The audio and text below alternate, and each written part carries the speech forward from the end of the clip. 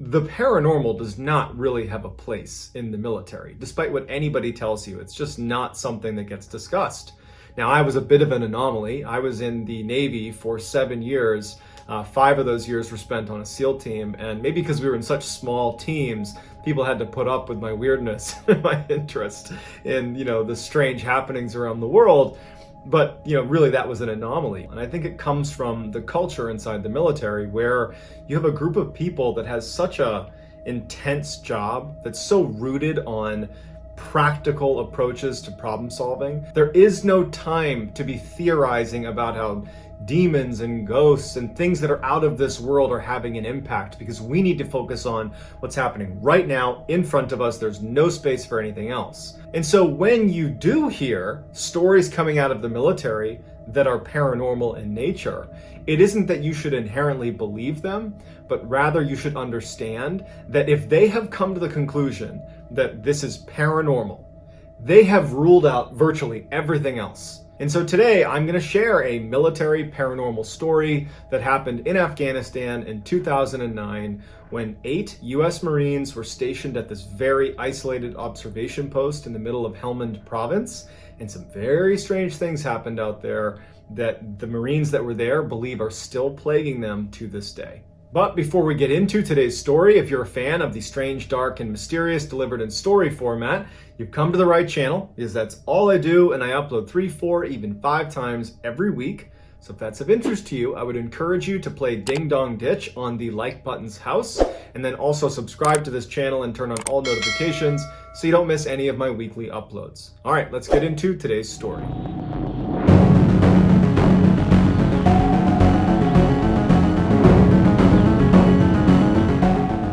In June of 2009, US and NATO forces surged into Afghanistan. Troop numbers escalated dramatically in preparation for this massive offensive against the Taliban. During this surge, a very small team of Marines, 8 Marines, were given a mission to go to an observation post in Helmand province where a group of British soldiers were stationed at the time. An observation post, or OP as it's called in the military, is any location where you're able to observe. Hence the name. Most OPs, if not all OPs, are located on high ground because that provides you the best view. OPs are very strategically valuable. You have the higher ground and you can see what's going on around you. And so as a result, OPs become prime targets for attack. Now, the OP that these Marines were going to, OP Rock, was a little bit unique. It was strategically very important, but it didn't really have the higher ground. All around it were other large pieces of terrain, which meant if you poke your head up for too long, you might get shot from a sniper on the mountain. And so OP Rock was like a very dangerous and isolated place to be. Not to mention laughably small and had almost no amenities. It was basically a couple of HESCO barriers, those big brown squares that get filled with sand and dirt to stop bullets, and then, not even cots. They slept literally on the ground on sleeping pads and a couple of ghillie tents overhead. That was about it. And so these Marines were going to be there for 60 days, where they were not going to be able to go anywhere. They were just isolated and stuck on this tiny little wasteland in the middle of Afghanistan. The 8 Marines were led by Sergeant Green, and his second in command was Corporal Lena. The other 6 junior Marines were Zolik, Hoyt, Wilson, Parker, Smith, and Gibbs. After driving their up-armored vehicles all the way through the snaking pass, they get to OP Rock, and the British soldiers are there anxiously waiting for them. Normally, anytime you turn over with any other unit, you do something called turnover operations, where because you're new to the area, you want to go out and do like a presence patrol or something to get a feel for the area with the people who have been there, to kind of give you a lay of the land and say, hey, look out for this area. We think there's IEDs over there. Remember, if you're over here, you're in plain sight of the enemy. They can shoot you. But when they got there, the British were so anxious to leave. They did not do turnover ops. The British just looked totally weathered and beaten down and ragged, like they'd been fighting at OP Rock for decades.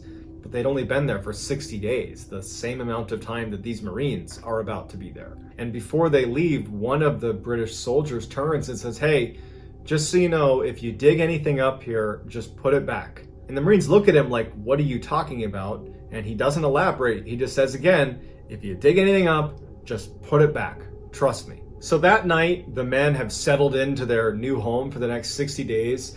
And the way it works on any base in the world, but certainly in a war zone, is there's always someone manning a guard post. And so the first night it happened to be Corporal Lena's turn to be on watch. Corporal Lena is the second in command of these 8 Marines. And he was up in the guard tower, and you got to put yourself in his mind, okay? Even if you've never been to Afghanistan, just imagine being out in the middle of nowhere, like in the middle of a mountainous desert with no village, no people, no anything.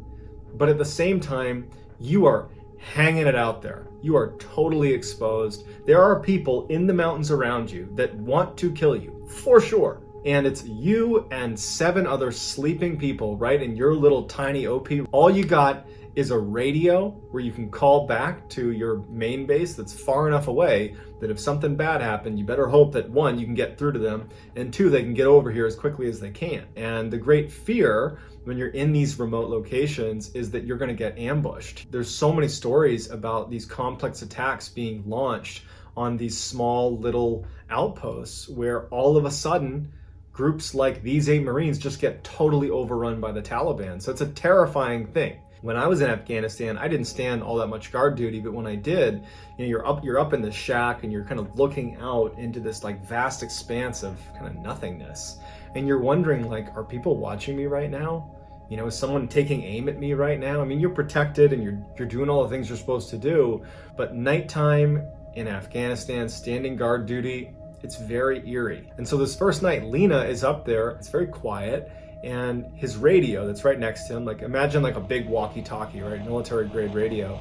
It starts crackling. Military radios, at least American military radios, are from the 1950s and they have basically not changed. They're very durable and they work, but it's not uncommon for them to falter. And that's why we have people that specialize in just radios that can fix these things for us.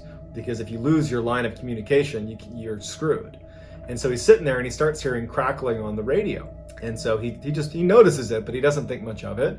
And the crackling stops and he's looking out into the mountainside and he's kind of looking around and just doing his typical guard duty. Then the crackling picks up again and he thinks he can hear someone speaking in the radio. It didn't sound like English. It didn't sound like even words necessarily, but it was a little bit louder. Now he's really paying attention to it. Because he was worried his radio might be going bad, he first took the battery off, looked at it, blew it off, reconnected the battery, rebooted it, and put it back down. And he's a little more keyed into his radio. And then a couple minutes later, he hears this crackling, and now he can clearly hear someone's voice. And it sounds like Russian. He thinks someone is speaking in Russian. This is an encrypted radio. You're not picking up random signals all over the place. You only are picking up people that have your crypto. And it doesn't make any sense to pick up somebody else's voice. This has to be someone on your team. And so he thinks, okay, I'll check in with the main base because my guys are all asleep right here. They're all sleeping right there, 7 of them. There's no beds. They're laying on the ground right there. I can count them. No one's on the radio. So he picks up the radio and he calls into the main base and he says, hey, is anybody pushing traffic out this way to OP Rock? And like right away, they get a response from the main base that says, no, we're not pushing or receiving traffic. Lena's not terrified about this, but he's like, okay, there's something going on with the radio. The crackling and gurgling and weird sounds would persist throughout the night to the point where the next morning when the next guard came on duty, he said, hey, I think there's something strange going on with the radio. You should probably go switch it out and get somebody else's radio while you're up here. Lena's relieved of guard duty and he goes down to check on the other Marines. And at this point, everybody's awake and, it's the start of their first full day at OP Rock. And because they have nothing else to do besides defend it, they start taking stock of how well fortified is it, what are some ways that we can improve this place, and they notice that there's a trench dug around the inside of OP Rock, basically right up against the Heskos, that allows anyone to stand and not be jutting out of the OP and run the risk of getting shot by a sniper. And they're looking at it and they're thinking to themselves, it's not deep enough. It's maybe a couple feet down. You're certainly not going to be able to stand on this trench. You'll totally be exposed. And they thought, why didn't the British, who were here for 60 days, why didn't they dig a deeper trench? And so Lena and the rest of the Marines decide they're going to spend that day digging the trench a little bit deeper and a little bit wider. As they're digging, Lena hits something metal in the trench. And he pulls it out and it's like this metal stake, like an engineering stake. and he brushes off the dirt on the stake and he's looking at it and he can see some foreign writing and it looks like Russian writing. And he's thinking to himself, oh, that's not that weird. Back in the 80s, the Russians were here, and it's totally possible that they may have left some of their gear here and it got buried. About 10 meters away from Lena is one of the younger Marines named Wilson, who's digging, and at some point he hits the ground and like a pocket in the soil opens up. And he sees there's some pottery and some pieces of what look like ceramics that are inside of this hole. And after pulling out some of the plates and pots, they pull out a huge human bone, a femur, your leg bone. They ultimately decide to tuck the leg bone back into where it was, and they stop digging in that area and they continue to dig in the other sections of the trench. But they couldn't dig more than a couple inches before running into more human remains. And by the end of the day, they had unearthed dozens of skeletons inside of this trench. And so they realized that this is probably what the British meant when they said, if you dig something up, put it back. A couple of weeks go by and the Marines at this point have accepted that they live in a very creepy place. And on day 13 of being at OP Rock, Hoyt, who had just turned 20 years old, is up on guard duty. As he's sitting there, he starts getting this really uncomfortable feeling that someone is right behind him. And so at one point, he turns around to look at what's behind him, basically looking back into the camp itself. And now, coming from outside the wire where he had just been looking, he hears this horrible, blood-curdling scream. He turns around and he's looking out. He's got his night vision goggles on. He's looking around for anything. And all of a sudden, a couple hundred meters away, he sees a man running between one bush to another bush. Now, they know that at any time they could get attacked. So they're not thinking that this could be anything other than the Taliban coming to attack them. And so the other Marines have jumped up because they heard the scream and they're looking to Hoyt to be like, what's going on? Hoyt is saying to them, I got a guy, he's about 200 meters away. I just saw him running right to left. Lena runs over to the edge of the HESCO and he raises his rifle with a thermal imager on it and he's looking out and there's no heat signature out there. It's totally cold. There's no animals, there's no people, certainly, there's nothing. And Lena is yelling to Hoyt, where is he? Where do I need to look? And Hoyt's saying, he's right there. I just saw him go behind that bush. But Lena is looking out and he can't see anything on thermal. And he's like, I don't see anything. There's no one out there. The Marines also had a dog that they inherited from the British soldiers that had been there. Her name was Ugly Betty. They loved Ugly Betty, they took care of her, and she was apparently really good at identifying when people were coming towards the OP. So she was a great watchdog. And this whole time, she had been looking in the same direction that Hoyt had seen this figure, and she is barking like a maniac. And even after they're looking with thermal and they can't see anyone out there, they can't get Betty to calm down. She's completely transfixed on the area where Hoyt had seen this figure. So for the rest of the night, the Marines are totally on guard, anticipating at any moment that they're gonna get attacked. Someone's gonna take a shot, they're gonna throw a grenade in, because we lost this guy who was right there in front of us. So eventually, the next day, when they didn't get attacked, they just kind of said, okay, and they moved on and just figured it was an anomaly. Another couple of weeks later, on day 26, Zolik, who's another one of the younger Marines, was on guard duty, and it was really hot. He remembers even taking his helmet off because he was sweating so bad. And then at some point, while he's just looking out into the vast open nothingness, he said that the temperature dropped inside of the shack dramatically. So much so that he actually felt cold. There was no breeze, there was no reason for it to be getting cold. And as he's thinking to himself, like, is there a storm coming in or a cold front coming in? He starts feeling like someone's standing behind him. And he keeps looking over his shoulder and no one's there. He's in this tiny little shack.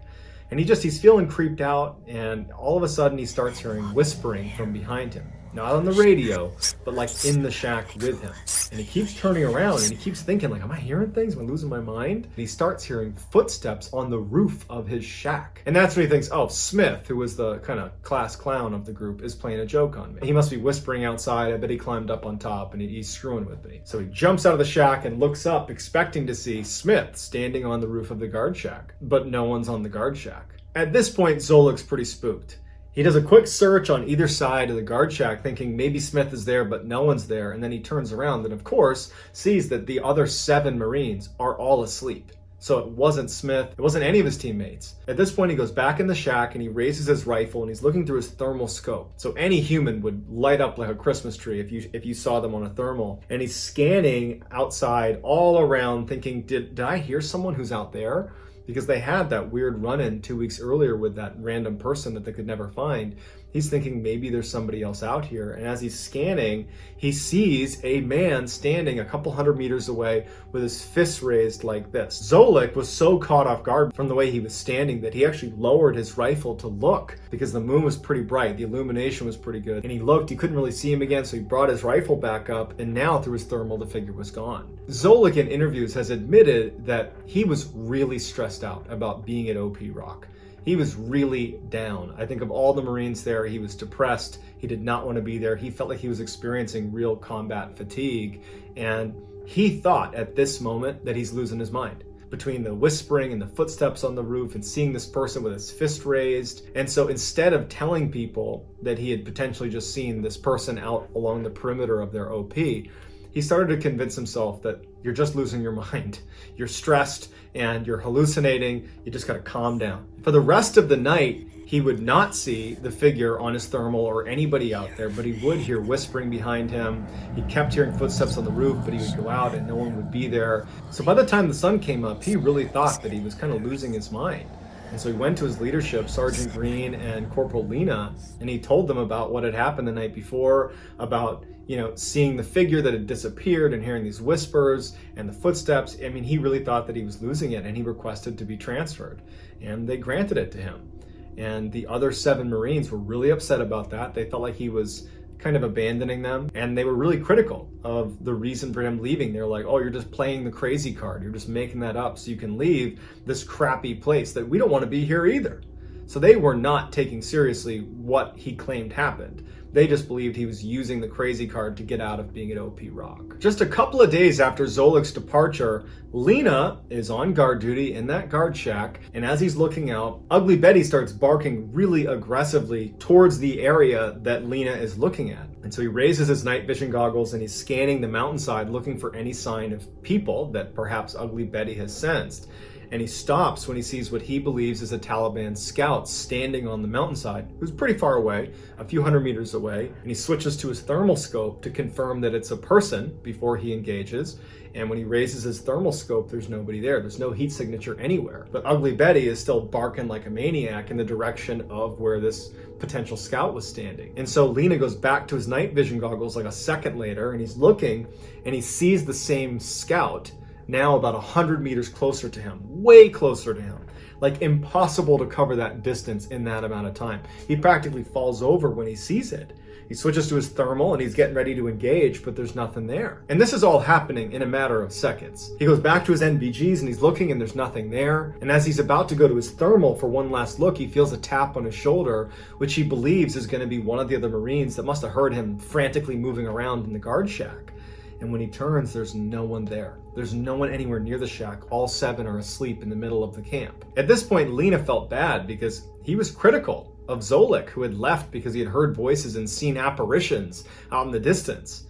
And here's Lena, the second in command of the group, having the exact same experience. But over the next 10 days, Hoyt, Smith, and Wilson would all have very similar experiences in that guard shack. And after a while, they all began sharing their stories, and they all realized that Zolik probably wasn't lying, and we were unfair to be critical of him because we've all experienced this now. Then on day 59, the day before they're scheduled to leave, all of their radios go dead, all of them.